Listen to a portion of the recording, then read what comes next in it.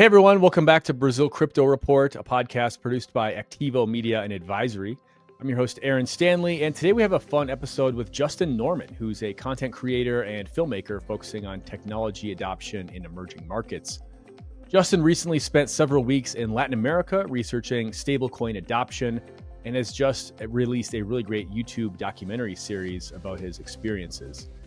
He's developed a lot of insightful and perhaps some contrarian takes on stablecoin adoption in the region, so we're going to be exploring that today. Before we discuss that, I do want to give a quick shout out to our show sponsors. We have Avenia, which is building seamless infrastructure for cross-border payments in the Americas. And we have Figment, which provides staking services to more than 1,000 institutions globally. We'll be hearing more about them later in the show. With that, Justin, thank you so much for being here. Yeah, thanks for having me. It's good to... We met in Rio a couple months ago, so I'm glad to be back with you here now. Yeah, amazing. Yeah, it was the shout out to our friends at the Stellar Development Foundation. The Stellar Meridia event in Rio was a great time. Oh, yeah, Justin, maybe to get started, please just give us a bit of context about yourself and some of your work documenting technology adoption in emerging markets over the years. Yeah, so I've been doing this for about 6 years now. I started a media business when I was living in Johannesburg, South Africa, with a Nigerian friend of mine. Basically, the two of us were just curious about the nature of the problems that were being solved in emerging markets. And we felt that from a tech content perspective and an entrepreneurship content perspective, it was very much like US centric. And I saw very clearly traveling around the African continent that the nature of the problems that were being solved were very different contextually than the problems that were being solved through technology in the US. And so I got deeply curious, and I've been exploring emerging markets through a content lens ever since. And yeah, for me, I think that the nature of the problems in emerging markets are fascinating. And I think that it's very important to be exploring what's actually happening on the ground and to tell more representative stories. And then we do that on a sort of topic or thematic basis. And right now, one of the topics that we're exploring very heavily is stablecoin adoption. Yeah, so tying this into your time in Latin America here, you recently just released the first episode of this documentary series, which is on your YouTube channel, exploring Argentina. And you do a really good job of not just talking about stablecoins in Argentina, but providing a lot of the context around the Argentine economy and just kind of what has gotten it to this point where you have this entire underground market for dollars and physical cash, and then now you're seeing stablecoins on top of that. Maybe tell us a bit about this particular project. What was the inspiration for doing this now, and then maybe just tell us a bit about like how the video has been received so far. So I wanted to tell stories about what stablecoin adoption looks like on the ground, because this past year, as you know, and as I'm sure the listeners will know also, obviously the stablecoin hype wave is like it's never been before, right? I think, and I'm spending more of my time in New York right now, and in the US, I'm seeing so many people who in the fintech and crypto space are very excited about stablecoin adoption, but like I know that they don't know the context in which stablecoins are being adopted in emerging markets, right? And so I think that there's this interesting thing that's happening where stablecoin adoption happened from the rest of the world, from all of these other markets, right? Stripe acquires Bridge, regulation, the Genius Act gets passed, and now all of these banks are talking about institutional enterprise use cases, et cetera. So everyone's excited about that. But what drove this stablecoin adoption hype wave to begin with was all of the adoption coming from the rest of the world, right? Where dollar access is an issue, where, global financial infrastructure doesn't really work for cross-border payments or whatever the reasons may be. And there's, I think, certain conditions that are driving adoption that's more interesting for me. And so I wanted to tell stories of like, not just what stablecoin adoption looks like, but I think really importantly, the conditions on the ground that are compelling people to turn to this, right? It's not really about stablecoins. It's about, this is just a solution for the problems that people have in different markets and different contexts, right? And I don't think that that's well understood, right? Like I personally didn't understand, or maybe I intellectually understood what parallel markets meant, but then when you actually go on the ground and it doesn't make sense for you to use your Chase credit card because you can get twice the rate if you exchange your dollars for pesos or for Nigerian naira, right? And so I've always felt that the best way to understand the context is to get on a plane. But for everyone else that's not going to get on a plane, can we tell some stories? And so Argentina was one where, I actually went with certain expectations based on the stories that had been told by like the crypto and stablecoin ecosystem, right? I had expected to see very visible aspects of stablecoin adoption, prices in USDT, like merchant acceptance, all of that.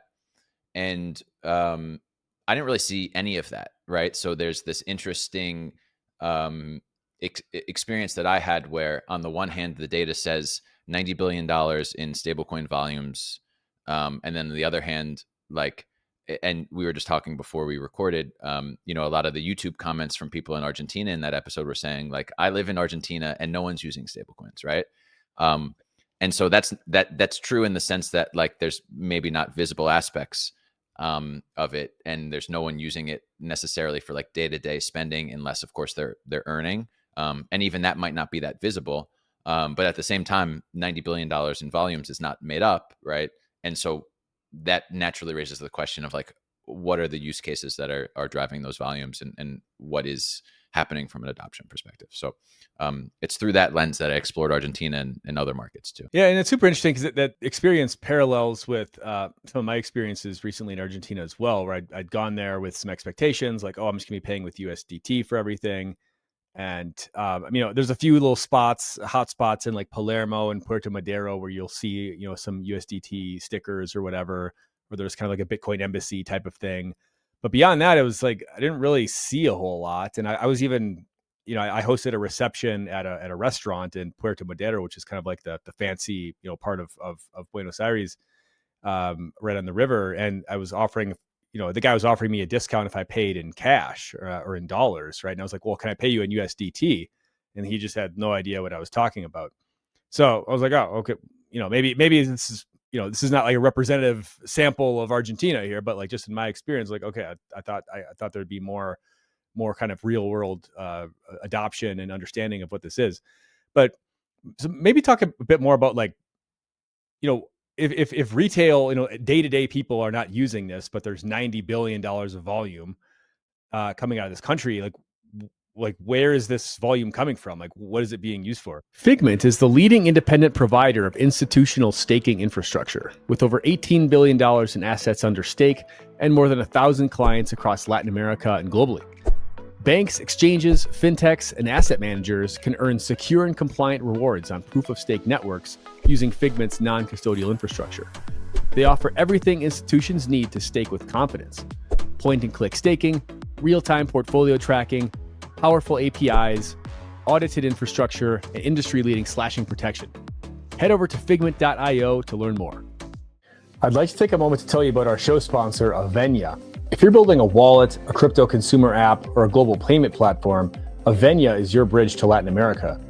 You can instantly connect to PIX, SPAY, and CBU using stablecoins with a single API. No banks, no FX desks, no SWIFT. Head over to avenia.io to learn about how you can move money globally with full compliance and real-time settlement. Now back to the show. But there's $90 billion of volume coming out of this country. Like where is this volume coming from? Like, what is it being used for? Well, the first thing I'll say on retail also is, from a spending perspective, the lesson was, for me, was like, there's not this like distinct on-chain, off-chain. There wasn't a lot of merchant acceptance. But for those who are earning in stablecoins or crypto and are looking to pay for it, every crypto wallet had a scan to pay QR with Mercado Pago. So everything, much like Brazil with Pix, everything was QR payments and then off-ramped for the merchant, who then received that money in pesos, right? So like that was the first lesson, was that from a retail perspective, things aren't visible because everything is just being off-ramped, right?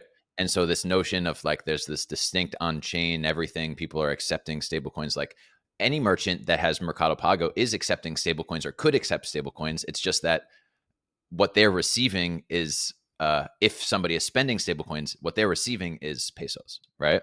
But then, I think to answer your question about what's driving adoption, I think that part of the narrative, right, has been there's inflation. Everyone turned to USDT to save their, protect against the value of their currency, and that is what drove stablecoin adoption, was like a protection against inflation. And to some extent, that's true. But what that doesn't really account for is like the 30-plus year history of Argentina's struggle with like overbearing taxes, with distrust of banks.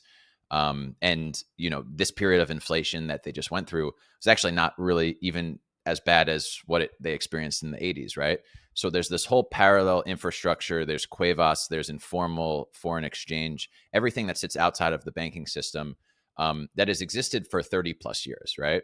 And that is a solution to Argentinians not wanting to participate in the formal economy, because either holding pesos is going to devalue very fast, or they feel like taxes are overbearing and they have to keep their money outside of the system. Or, there was a history of, there was something called Corralito in 2001, where there was first, the bank funds were frozen during a period where they were afraid of bank runs. And then there was this pesoification, where they actually forcibly converted forcibly converted dollars to pesos. So people just don't trust the formal systems and like want to, and the feature is being outside of it. So cash in your mattresses, right? The story about Argentina is there's $200 billion of cash in circulation, the second most by volume of cash in circulation by any country behind the U.S. So they hold the most U.S. dollar cash outside of the U.S. than any other country in the world, right? So all that context, I think, is very important to understand what's actually driving stablecoin adoption today. It's like that infrastructure has existed for a very long time, and stablecoins are kind of now just like a more usable, like digital friendly, more easy to send. You could earn yield. All of the reasons why people turn to physical dollar cash in Argentina is what's driving stablecoin adoption as well. And obviously, you don't have to, deal with like the storage issue either. Right, right. So what you're saying is that maybe you went to Argentina thinking that this was simply kind of a hyper, or a hedge against hyperinflation. This is just, hey, like dollars are more value preserving than pesos, so this is just people trying to kind of flee pesos into dollars.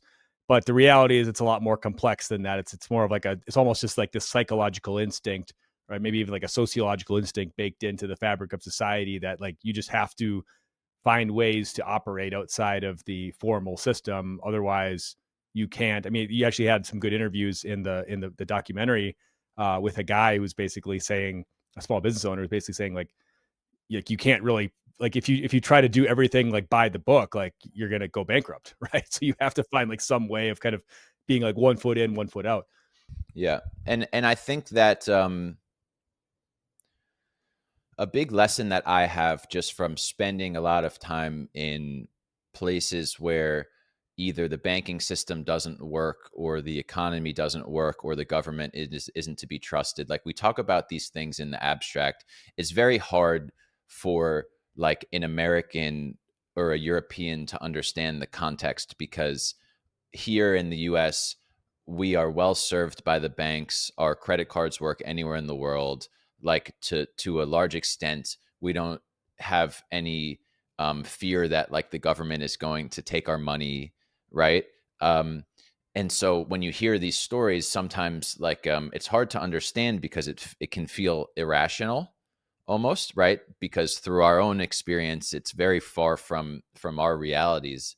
But I left Argentina feeling like there is this tremendous legitimacy for why there needs to be a parallel economy, right? And so the feature, when we talk about like crypto adoption in its kind of purest form, the idea about decentralization and self custody, and the permissionless nature of it, right?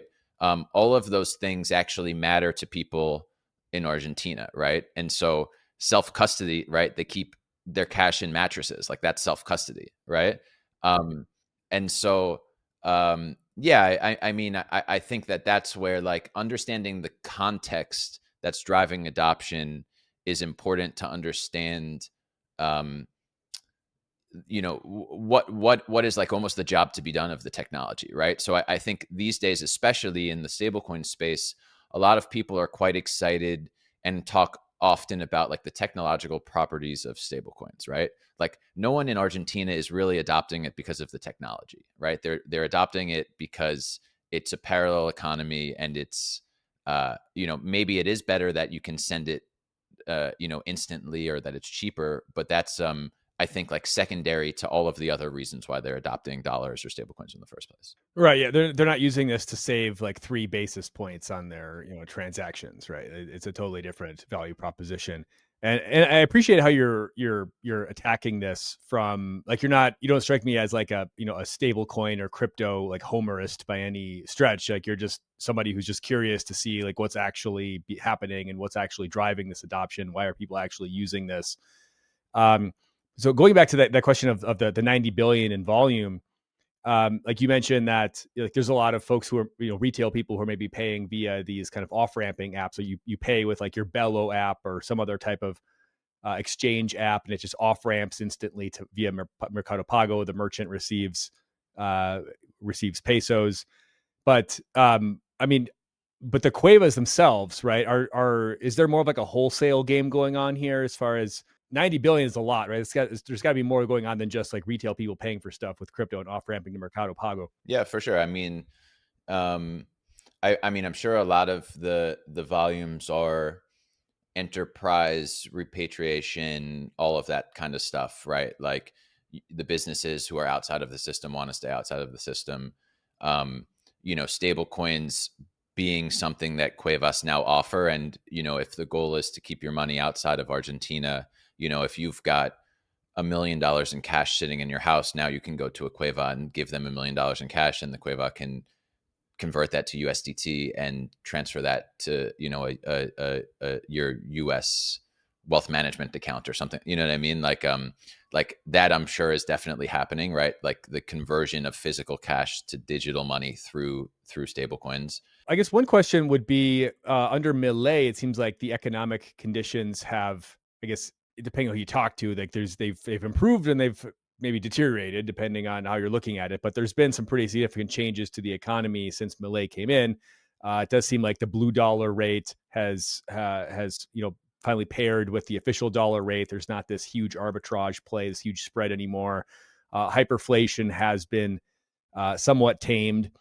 How do you think, or in your observation, like how has maybe the Millet regime and his new policies maybe impacted, adoption of this technology, if at all? My understanding, and this is a bit outside of my scope of expertise, certainly. So I'll say everything with that caveat. But my understanding was that one of the first things that he did was remove capital controls, right? So that sort of addressed the parallel markets um, a bit, and then he's doing a lot to protect the value of the peso. So it is still pegged in a certain range. And then they did this deal with Trump and with the U.S. This currency swap to try and protect the value of the peso as well, so that it doesn't devalue any further. And yeah, you're right. I mean, my understanding is hyperinflation has come down a lot. The parallel rates have gone away. Um, and then it seems like a lot of people trust what Milei is doing. Just like speaking to people on the streets in Argentina. We did a bunch of street interviews that didn't make it into the episode, but people saying like this is the first time we've had relative stability in the past 30 years. But I've also been led to believe that like for people in Argentina, it's not even just about like this current administration. There's always this question of like what comes next, right? So Milei is in power right now. Things feel stable, but what happens if like the next ruling party comes in and undoes some of what he's implemented that has worked successfully? And there's precedent for that. So often the governments have tried to create incentives to like have people bring their money back into the formal system. So they did something in 2017 called a blanqueo, which means like whitening, like a tax amnesty, basically. So it's the government saying like, we know that all of Argentina's wealth is outside of the formal system, right?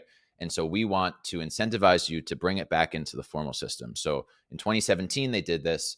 and they raised $150 billion, of which like 60% came from abroad, right? And they said, okay, so you bring that money in, you're not going to get taxed on it, like we're just going to do a tax amnesty. And then after that president left office, the next government came in and like taxed everybody on it.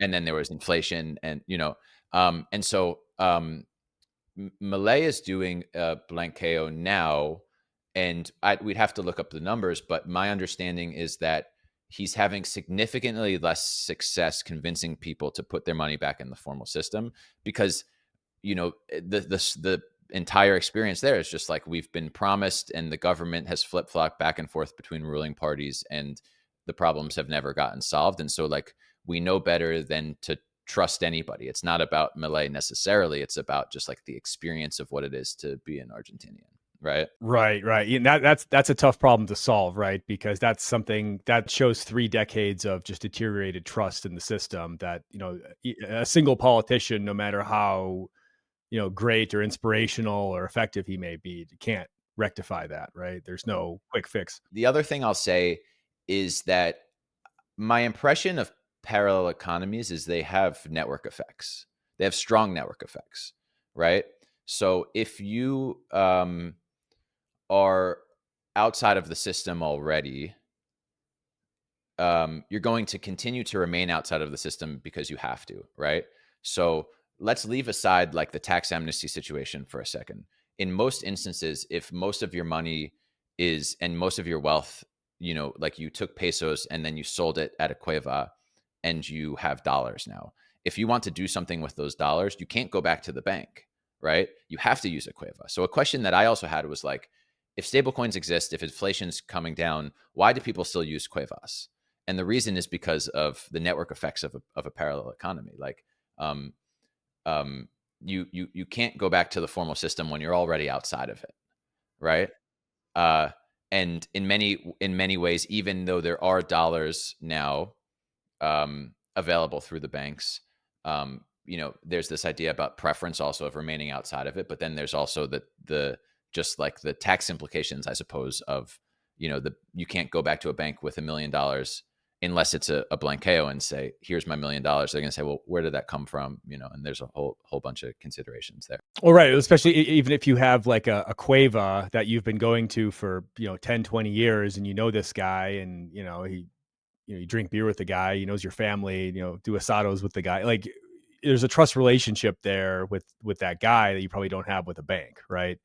The guy knows your name, like he treats you well. It kind of reminds me of like, a few years ago, I was at a Money 2020 event in Las Vegas, and they had it was interesting. It was an interesting panel session where they were interviewing a bunch of kind of unbanked people, like from the U.S., so people that just had, didn't have access to traditional financial services for whatever reason.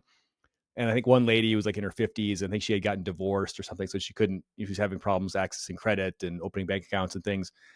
And she was like, yeah, like my payday lender, right? I love my payday lender. Like they treat me really well. They know my name. Like, they like, I like going there.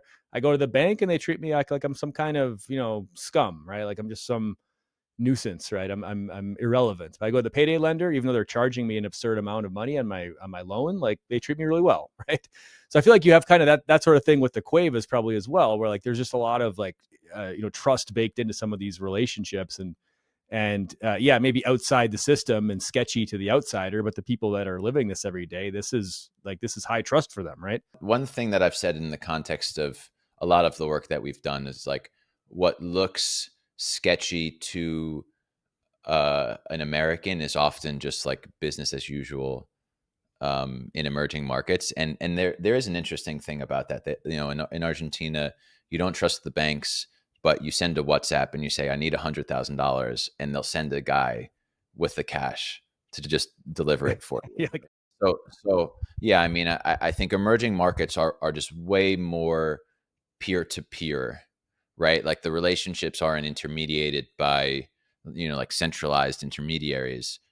Or if they are, they're not really trusted necessarily. But emerging markets in general are just way more peer to peer, and the peer to peer trust is there. And there's a lot of reasons for that. But I think Some of it is cultural. Some of that is kind of cost related. Some of it is like, even just crypto markets. Like a lot of long tail countries don't have centralized exchanges. All they have is like Binance peer to peer, right? So like there's an expectation that like that's actually what like is normal for how people transact, right?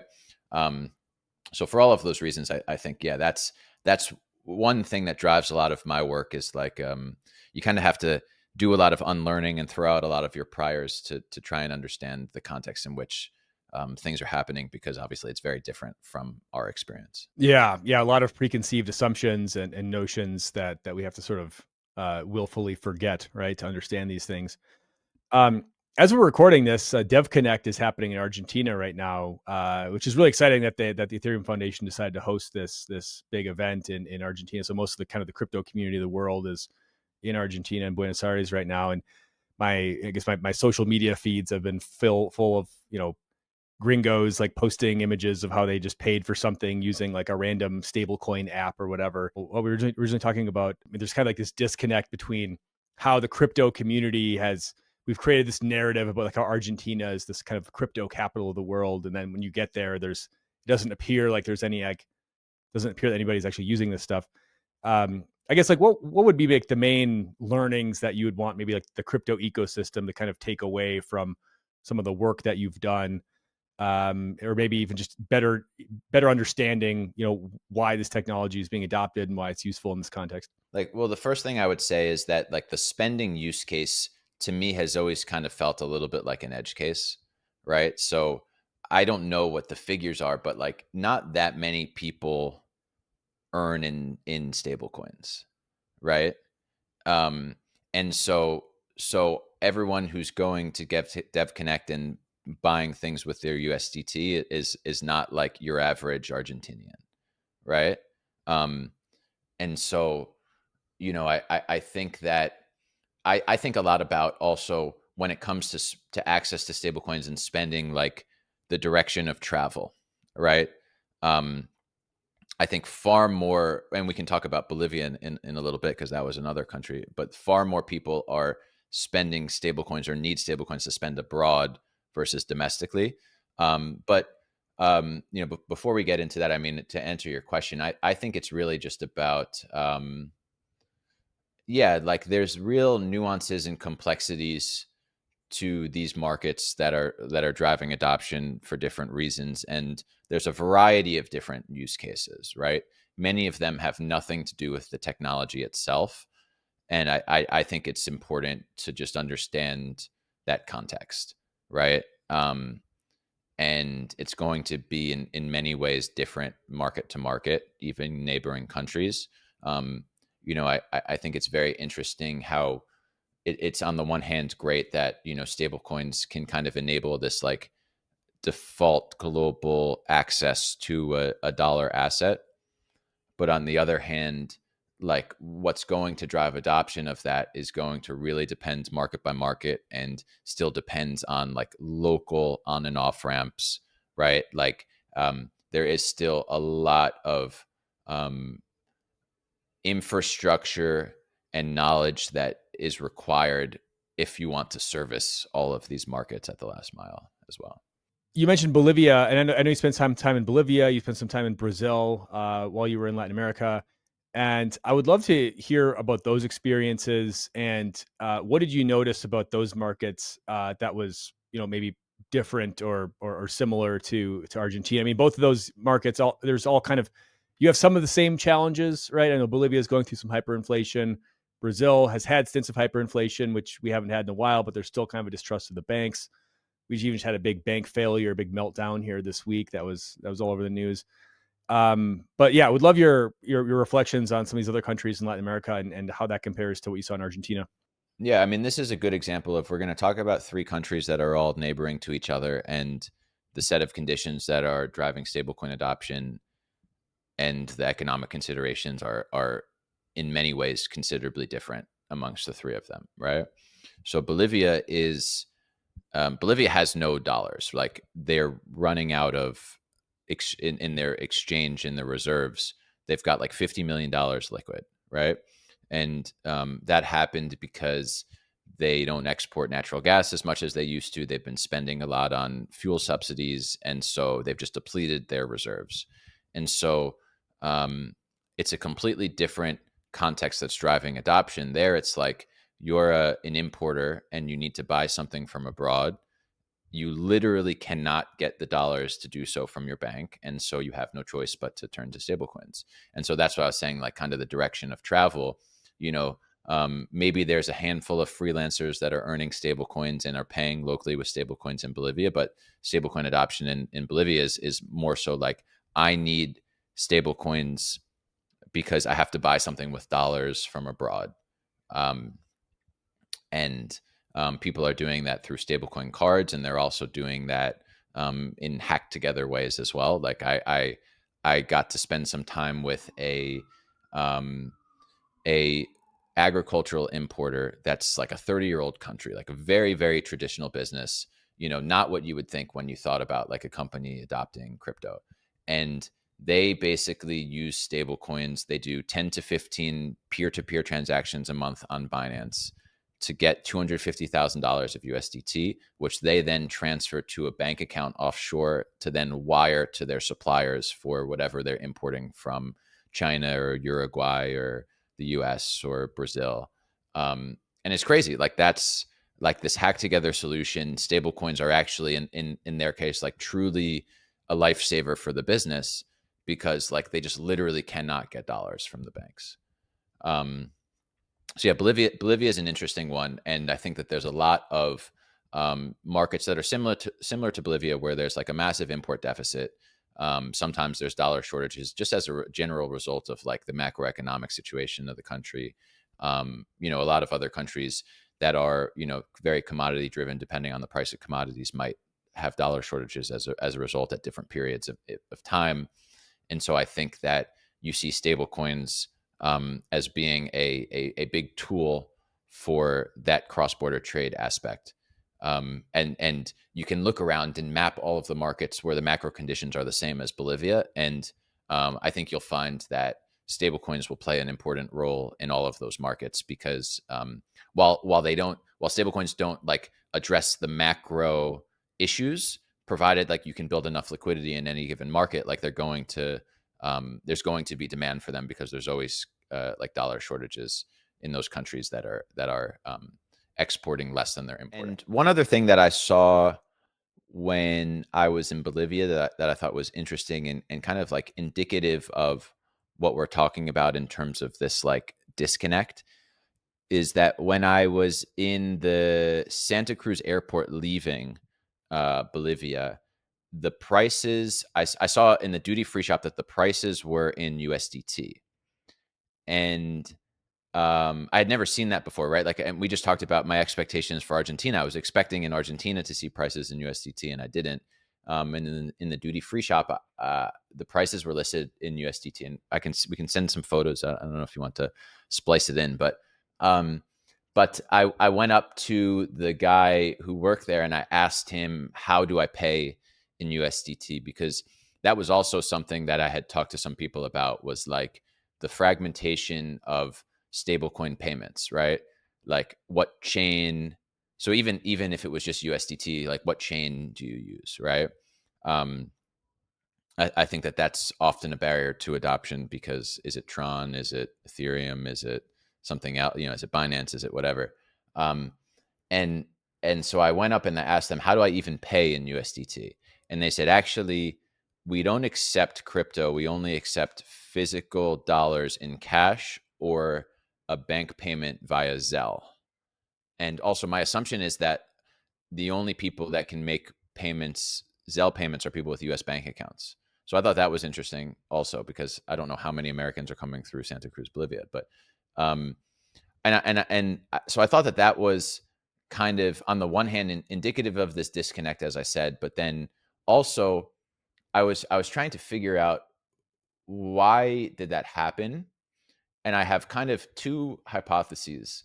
One is that they wanted to accept crypto or stable coins, and so they printed everything in USDT, and then they couldn't figure out merchant acceptance, and they just said, all right, well, we're going to only accept cash or Zelle.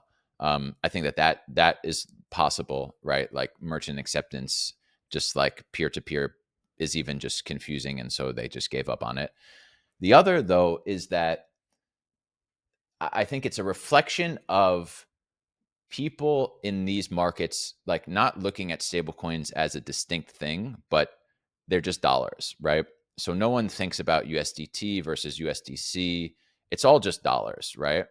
And maybe they understand that there's a difference, but I kind of thought, or I wondered, like maybe they just had USDT as like a reference for dollars, and that's what they put on the thing, and like didn't even necessarily know the difference, right? I don't know, like it's speculating, but I think that that's something that's interesting right now, where so many stablecoin companies are like issuing their own stablecoins, and there's like this hyper fragmentation of stablecoin issuance right now, is like no one cares about your stablecoin.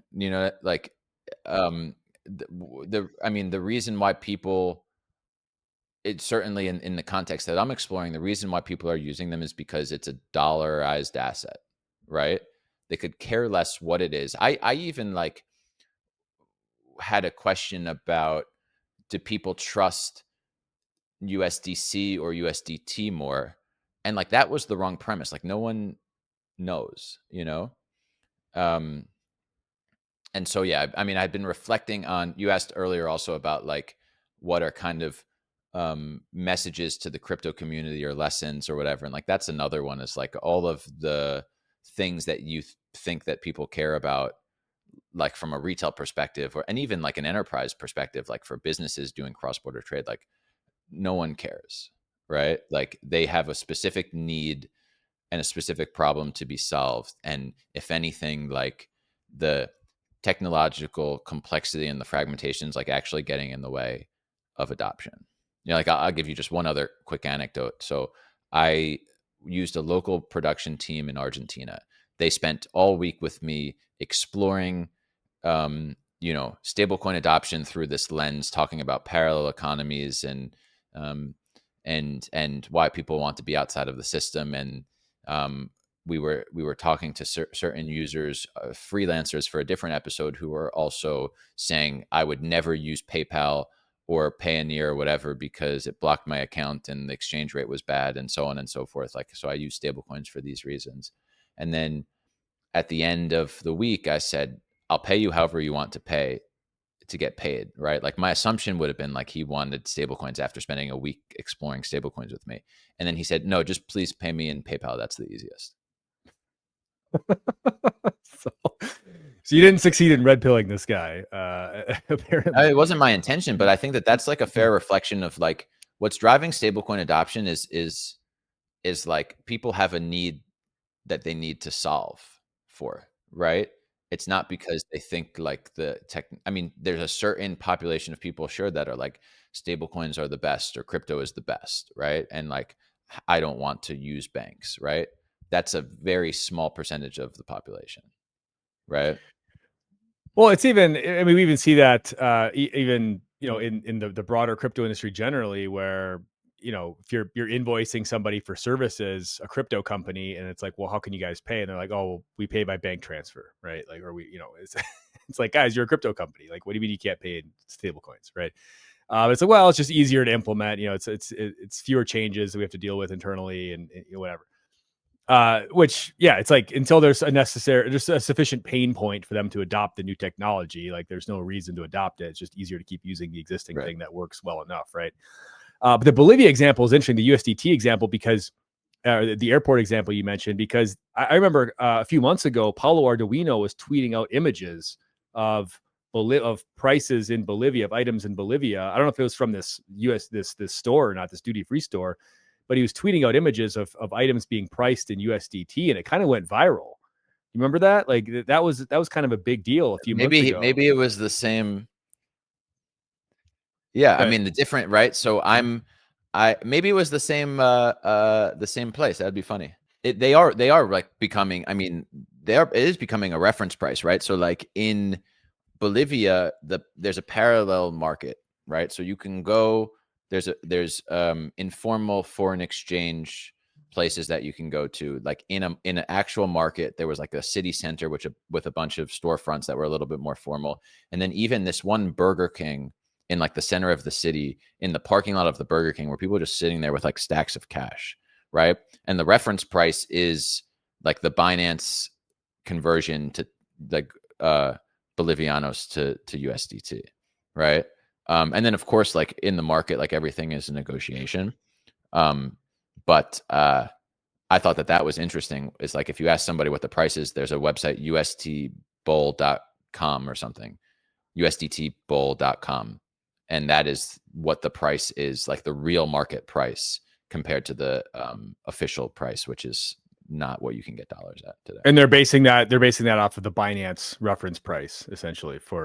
Yeah, or they're using the Binance price as their reference for how they're exactly. So creating the the market. entire parallel economy is priced based on the Binance reference price.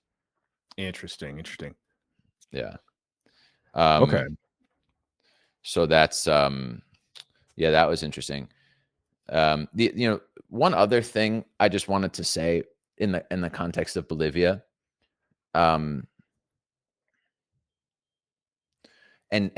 just in the context of like crypto in general, and this might be like out of scope based on what we're talking about right now, but I just might as well say it because we're still recording, is like I think that there's still so much to build in the markets where there is a very obvious need for stablecoins, right? I kind of worry a little bit. There's a lot of US companies, for example, that are growing because their adoption is coming from outside of the country. And now that all of the big banks are interested in getting involved with stablecoins, they're like shifting their focus domestically, where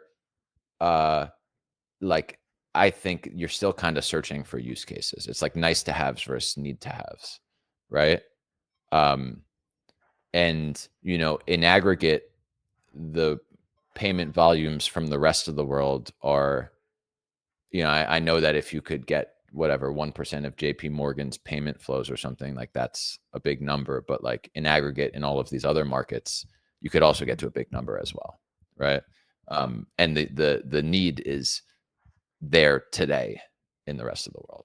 So you're saying that a lot of with this new focus on the U.S., a lot of companies that maybe have had been initially they kind of built themselves up by servicing these emerging markets are now focusing more on the U.S. because they see that as maybe more of a it's more volume, more wealth, bigger payday eventually, and perhaps some of these emerging market plays are being somewhat neglected in terms of development of the infrastructure to really make this technology widely used. Is that what you're saying? Yeah, I mean, I think that I mean, I don't want to speak to like any individual company's strategy, and like surely they can do both at the same time, right? But like I'm just saying, as it stands today, the use cases or the job to be done for stablecoins in emerging markets is very obvious, right? In the US, that's not the case. And so it's also about, again, context and reference points and where you have relationships and all of these things. But like there's a lot of infrastructure to be built in emerging markets to solve very obvious problems, they're importing. So that's Bolivia. Brazil is an interesting one for me. I'm also looking at things through the lens of how can I tell a good user-centric visual story, right? And so I was intrigued by Brazil to see also that stablecoin adoption like 4x'd in the past year, and its volumes are by far now the biggest in Latin America, in South America. We chose ultimately to not do a episode in Brazil because we felt that the story that we would tell wouldn't really be that interesting. It was like enterprise payments, cross-border, tax avoidance, betting companies doing repatriation. I think you probably would understand some of what's happening in Brazil better than I would. But like I really went searching for what is the story, and I think it was like a lot of these big enterprise companies moving big volumes, and I just didn't know how to tell that in a interesting and visible way. Yeah, I think that's fair. Most of it's very rare to see stablecoin usage in kind of, every day. You're not going to find people with like USDT, pay here stickers, or, pay with. That's just not something you really see. I mean, you are seeing a lot more of kind of the neobank model. So products like Cast and these are basically kind of the same idea as in Argentina, where you have this kind of wallet with a balance in USDT, and you can spend that, and it can, via Pix channels and whatnot, and you can receive Pix payments, and it converts into USDT. So there's a lot of those things floating around, but even that still is I think that's more, at least my impression is that's more of a tool of kind of maybe like the wealthier class who have kind of access to, like they've been able to make money trading crypto by, they know how to use these offshore platforms, et cetera. So it's not really something that I think is improving like the lives of just day-to-day people. I think it's more of, maybe like the top, 5-10% of people who are savvy enough to have made some money in crypto and now have access to these kind of, I guess I view these neobanks as more kind of like boutique financial products for kind of like the global 1%, if you will. So they can have this kind of this sort of, offshore wallet. Essentially, it's not really domiciled anywhere, but they can spend anywhere via the local rails. So I think that's it's a little bit like less interesting and compelling. I mean, so that combined with the enterprise side of things, I would tend to agree with you that maybe like the story here is a bit less compelling than what you would saw in Bolivia and elsewhere.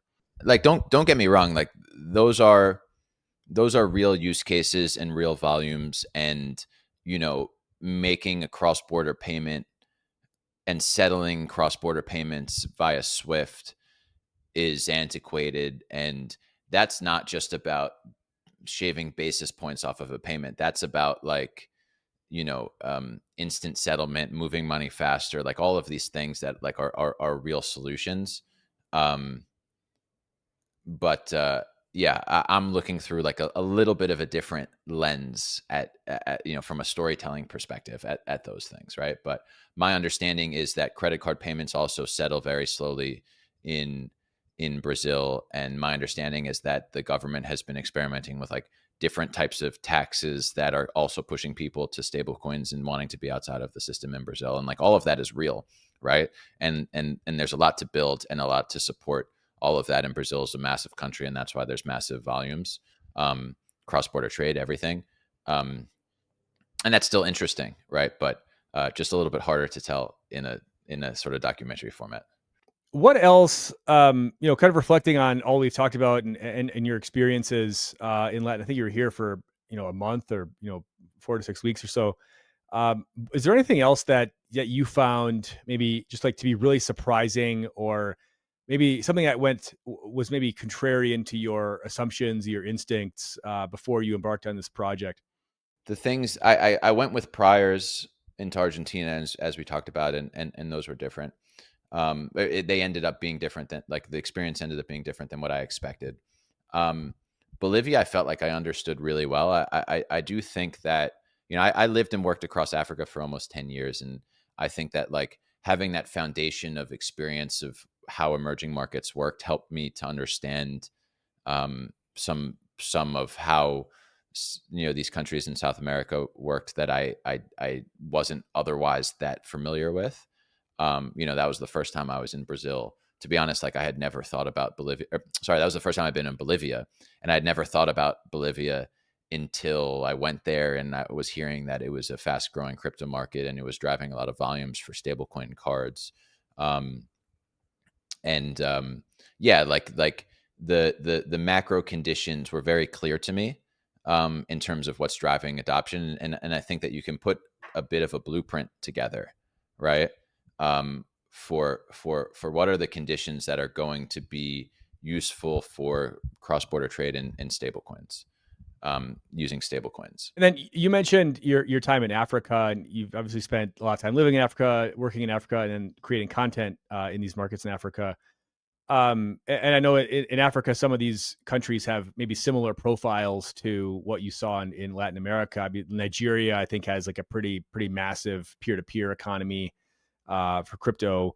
Um, just wondering if you have any like interesting parallels or maybe differences between what you've experienced in Africa and what you experienced in Latin America this time. I mean, I actually felt like Bolivia was just a very small version of Nigeria.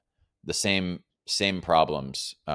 Nigeria had a fuel subsidy for many years. Nigeria is an oil importer that doesn't refine any oil, so they export crude, they import refined oil, and then the government subsidizes it. Until a couple of years ago, they stopped. They often have dollar shortages in Nigeria also when the price of fuel decreases. Um, and then I was in Santa Cruz, which had like a regional flag, which was green, white, and green, but it was turned sideways, so it was the exact same flag as the Nigerian flag, just rotated 90 degrees. So yeah, so I really felt like it was similar from a macro perspective in many ways, although like Bolivia was chill and Lagos, Nigeria is not. It's like a very chaotic place. Um, I think the other thing is that Latin America is definitely in many ways more developed. Like it's hard to talk in broad generalizations, but I think it's a reflection of volumes to some extent, right? Like GDP per capita, right? Like even if some of these countries there's a lot of poor people, it's a little bit better than countries in West Africa and Central Africa, certainly. So the infrastructure is there. I think the infrastructure. For example, we talked about on and off ramps. The infrastructure to make it possible to scan a QR and a QR code and instantly make a payment from stablecoins to local currency. Like that's strong local payment infrastructure, right? So I think that there's a good foundation in Latin America that makes it possible to do some of these things. That's not as prevalent in other emerging markets, in my experience, um, in Africa as well. But a lot of similarities, right? I think that I kind of just put it in the bucket of like the West, right? So like North America and Europe has very strong infrastructure that like works for the most part, right? And when it comes to stable coins, and to some extent things like tokenized deposits, it's like how can you utilize the technological properties of stablecoins or of blockchain infrastructure in general to shave basis points to like increase settlement time, to do programmatic AI, blah blah blah, right? That's like the use case for like the so-called developed markets. For everywhere else, everywhere that has net import that has dollar access considerations, and that's kind of like everywhere else besides like the US and Europe, and maybe to some extent like some countries in the Middle East and China, like everywhere else has similar conditions that are driving stablecoin adoption, at least when it comes to things like trade, right? Not every country is going to have dollar shortages or periods of inflation, but like most of these countries in emerging markets do have like devaluing currencies, weak currencies to various different degrees. Um, and so they may be on different stages of their journey or stages of need in terms of what's driving stablecoin adoption for all of them, um and Argentina and Bolivia, like kind of in periods of crisis, like that's why we're referring to them as like the poster childs for stablecoin adoption, because they have um a lot bigger, more prevalent need. But everywhere has a need, it's just to what degree. Everywhere else in emerging markets, I should say. No, that's very well put. Yeah. Um, Maybe last question here, but what else is on your roadmap? I know you just released this Argentina episode. I understand you have a Bolivia episode in the works. What else is coming down the pipe for you? Yeah, we also published an episode on stablecoins being used in remittance. So that was an episode we did with a company called Felix, which is doing like WhatsApp chatbot remittances, like stablecoin sandwich from the US to Latin America. We have the episode from Bolivia coming out, depending on when this will be published, it's either out already or will be almost out. I'm going to Nigeria, and we'll be doing like an Africa trip soon. So we're going to tell us a couple more specific like market stories. And then we're going to be telling some more like global horizontal stories. So I'm very interested, for example, in like people's participation in the global economy, for example. Um, so, a lot of people in emerging markets struggle with PayPal or Payoneer or Wise. Their accounts get shut down, their funds get trapped, or it's just very expensive or very slow for them to take their money from, a platform like Upwork and then to cash it out into their local currency. And so, again, this idea of like an important property of stablecoins being that they're permissionless, enabling greater participation in the global economy. That's something I'm very interested in and am working on at the moment. And then there's some other stories in the pipeline, kind of in some cases related to a little bit more complex topics, tokenization. Can stablecoins enable savings and lending? There's a local stablecoins episode that we're going to do that has been breaking my brain and I've been thinking a lot about. But yeah, I think we're trying, for the purposes of this series especially, we're trying to like look at what is actually happening today as opposed to like what may happen in a hypothetical future. And so we're continuing to just pay attention to like the rest of the world, to figure out where there's interesting adoption happening and interesting use cases, and can we go there and to tell the story about what's actually happening. I love the way you're approaching this, and just with a realistic perspective, like what's actually happening. We're not here to hype things up or get people excited about what might happen 5-10 years from now, but like what's actually happening today in these markets, what's driving the adoption. I just find that incredibly valuable. So thank you for your work, and thank you for joining us today here. This is a really insightful conversation. We'll drop links to all your relevant videos in the notes here, so folks can check them out. And definitely recommend folks check out this Argentina episode that just published. I think it's got I think almost like 200,000 views now. A lot of interesting comments in the discussions. I think it was a very clear, maybe like the most clear explanation of just kind of the Argentine situation that I've come across. So thanks again, Justin, for putting that together, and congratulations on just really, really amazing work. Yeah, thank you. Thanks for having me. And yeah, thanks. Go and watch. I think I do. If I can say so myself, I think that episode was a really great episode. So I'm glad to see it performing well on YouTube as well. Amazing. Well, thanks again, Justin, for your time, and thanks everyone for watching, and we'll see you next time.